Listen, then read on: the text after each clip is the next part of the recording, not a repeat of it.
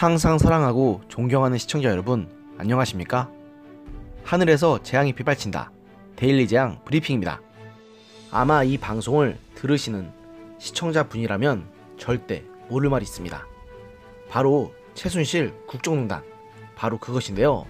지난 2016년 10월부터 우리나라 전체를 뜨겁게 달궜던 최순실의 국정농단은 모든 국민들을 경악으로 몰고 갔고, 결국 이는 박근혜 대통령이 탄핵되는 실마리가 되었습니다.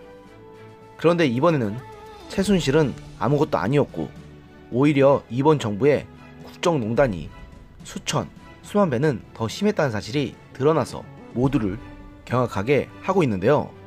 논란이 된 것은 심재철 미래통합당 원내대표가 지난 1일 국회에서 기자회견을 갖고서는 우리들 병원 특혜 대출 의혹과 관련해서 김수경 우리들 리조트 회장을 현 정권의 비선 실세라고 지목하면서 양정철 현 더불어민주당 민주연구원장도 이번 사태의 공모자이자 문재인 정권의 비선 실세라고 주장한 것입니다.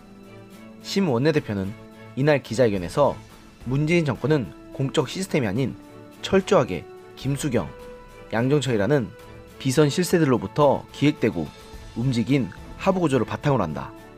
울산시장 불법 선거 개입 사건과 마찬가지로 청와대 비서관, 행정가들이 이들 비선 실세의 하명 메신저 역할을 충실히 수행했음이 드러났다고 폭로하며 지난 몇 년간에 걸친 국정농단의 중심에 이들이 있었음을 폭로했습니다.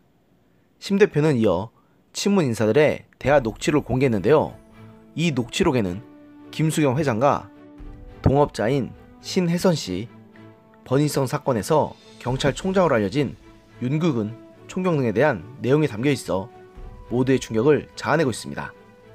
그러면서 심 원내대표는 양 원장은 우리들 병원 이상호 회장의 전 부인이자 친문 데모 김 회장을 독대에 청탁받고 김 회장의 동업자인 신씨로부터도 청탁받고 움직였음이 김 회장 육선뿐 아니라 친문 실세 양 원장의 메신저 윤 총경의 육성을 통해 드러났다고 설명했습니다.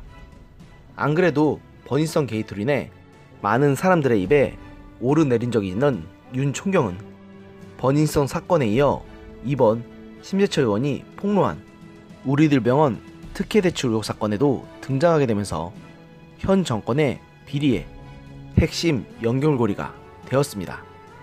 진짜 이분 어디까지 현 정권과 유착되어 있는 겁니까?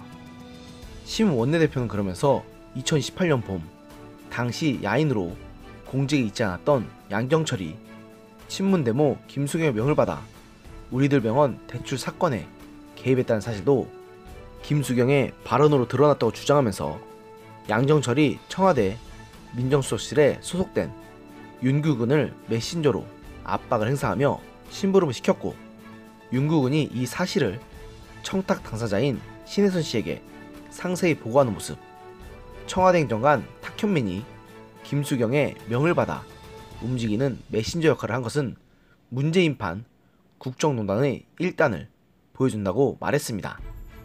또한 심 원내대표는 일개 행정관이었던 탁현민이 서면 신청 절차도 없이 보안규칙을 어기며 대통령 내실에 출입해 음주 중인 대통령과 독대한 사실이 드러났다고 주장하며 탁현민 행정관의 행태를 비판했는데요.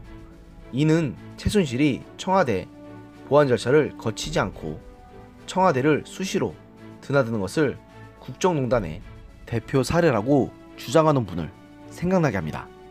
기억 안 나신다고요? 예, 바로 현재 청와대에 계신 바로 그분입니다.